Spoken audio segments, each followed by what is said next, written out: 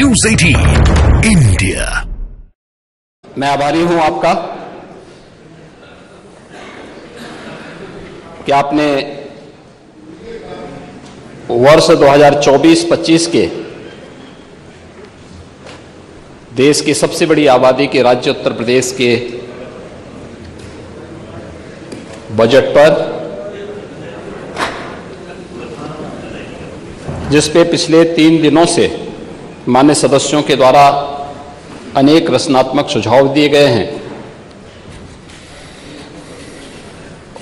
उस पूरी बजट भाषण पर माननीय सदस्यों की बातों को रखते हुए मुझे इस सदन में अपनी बात को रखने का अवसर दिया है।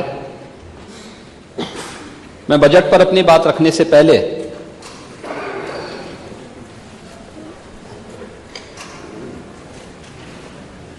देश के पूर्व प्रधानमंत्री चौधरी चरण सिंह जी को, पूर्व प्रधानमंत्री पीवी नरसिम्हा राव जी को और प्रख्यात कृषि वैज्ञानिक एमएस स्वामीनाथन जी को, और इससे पूर्व स्वर्गीय कर्पूरी ठाकुर जी को और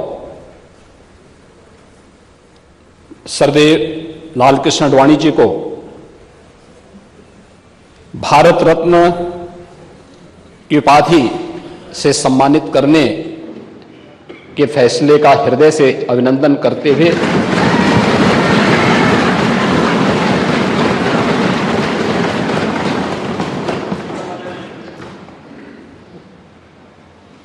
इन सभी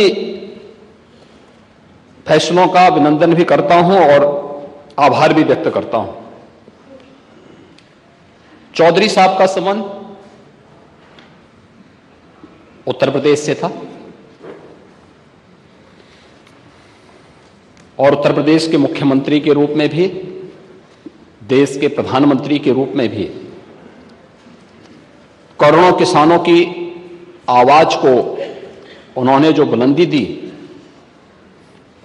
सचमुच चौधरी साहब का सम्मान देश के कोटि कोटि अन्नदाता किसानों का सम्मान है और चौधरी साहब की स्मृतियों को यह एक नमन भी है, विनम्र श्रद्धांजलि भी है। चौधरी साहब का आंकलन,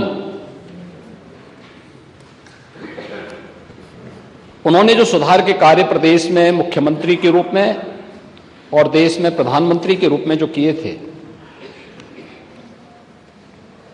वो अविस्मरणीय है। राजस्व में आज जो कुछ सुधार हमें देखने को मिलता है वह चौधरी साहब की देन है। एक गरीब को उसका अधिकार मिल पा रहा है, चौधरी साहब की देन है।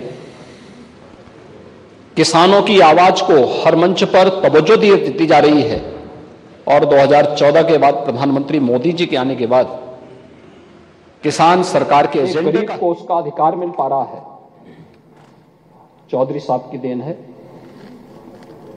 किसानों की आवाज को हर मंच पर तवज्जो दी जा रही है और 2014 के बाद प्रधानमंत्री मोदी जी के आने के बाद किसान सरकार के एजेंडे का हिस्सा बन सकता है, यह भी चौधरी साहब की देन है।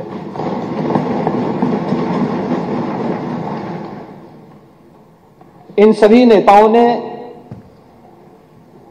या अलग अलग क्षेत्र से जुड़े हुए विशेषज्ञों ने देश को एक पहचान दी और सर्वथा भारत रत्न एक उपयुक्त सम्मान है। मैं सोचता था कि अपने बजट भाषण में जब किसानों की बात आएगी तो नेता विरोधी दल अवश्य चौधरी साहब का स्मरण करेंगे, लेकिन बिगड़ी बात बनी नहीं, लाख करो किन कोय, रहे मन फाटे दूध को, मथे न माखन हो। यह स्थिति आज उनकी हो चुकी है। कोई साथ में आने को तैयारी नहीं है। क्योंकि सबको मालूम है कि पता नहीं कहां किसको धोखा दे दे। तो चाचा तो जानते ही थे कि इसलिए क्या होने जा रहा है।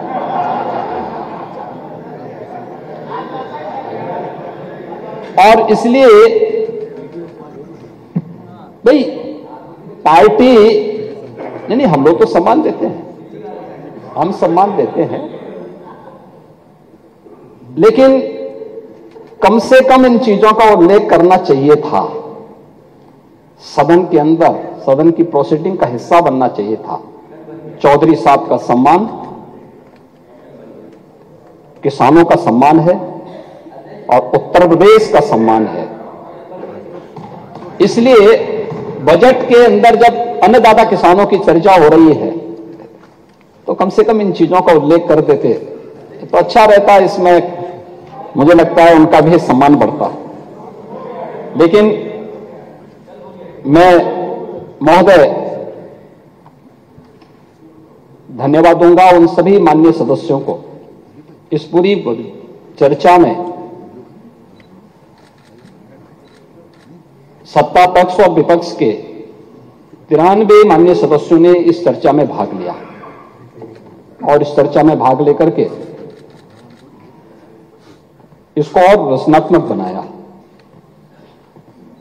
उत्तर प्रदेश विधानसभा में इतनी गंभीर चर्चा हो सकती हो, देर देर रात्रि तक सदन चल सकता हो, यह भी देश भी देख रहा है, दुनिया भी देख रहा है।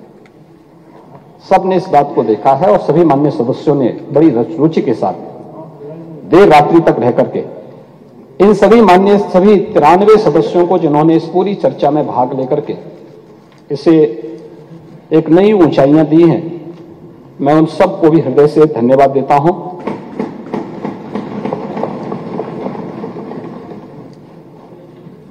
महोदय, जब 2017 में हमने अपना पहला बजट उस समय प्रस्तुत किया था, तब भी हम लोगों ने इस बात को कहा था कि हमारा ये बजट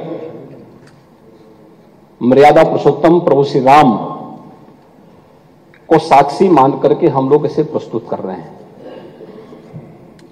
और ये हमारा सौभाग्य है कि जब आज हम लोग मेरी सरकार ने अपना 8वां बजट प्रस्तुत किया है, तब अयोध्या में प्रभु रामलला का भव्य दिव्य और नव्य मंदिर बन करके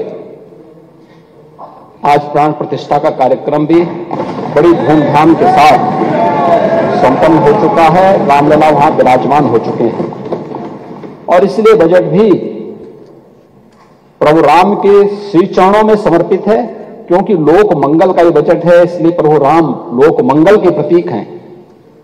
ये बजट भी उनके श्री चरणों में समर्पित है। महोदय, अमृतकाल के इस पहले बजट में राम राज्य की उन अवधारणाओं को साकार करने का पूरा प्रयास हुआ है।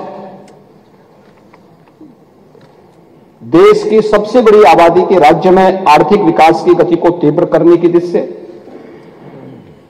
एक सर्वस्पर्शी, सर्वसमावेशी और लोक मंगल के साथ साथ उत्तर प्रदेश को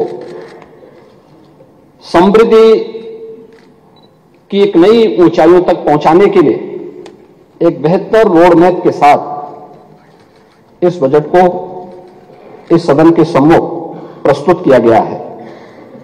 बजट में अंत्योदय से एक विकसित अर्थव्यवस्था तक, इंफ्रास्ट्रक्चर से ईज ऑफ लिविंग तक, ईज ऑफ डूइंग बिजनेस से इन्वेस्टमेंट के ड्रीम डेस्टिनेशन तक,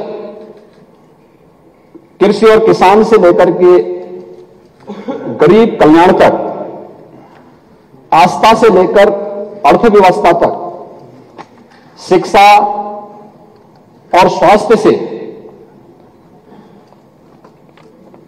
स्वस्थ और स्वावलंबन की ओर, संस्कृति से समृद्धि की ओर और महिला सशक्तिकरण के संकल्प को समावित करते हुए विकसित उत्तर प्रदेश के रूप में प्रस्तुत करने का एक बेहतर रोड मैप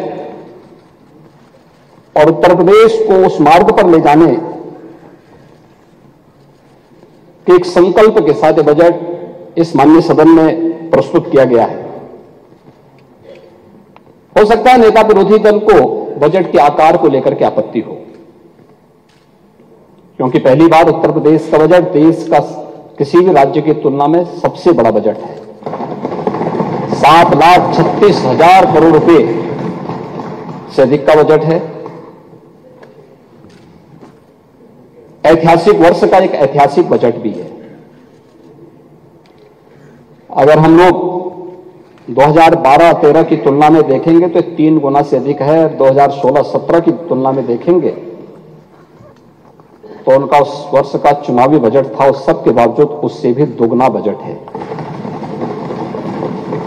गत वर्ष की तुलना से देखेंगे तो लगभग 7% वृद्धि के साथ यह बजट इस माननीय सदन में प्रस्तुत हुआ है। महोदय, बजट में जो इसका आकार बड़ा है वो केवल व्यय की दृष्टि से नहीं है,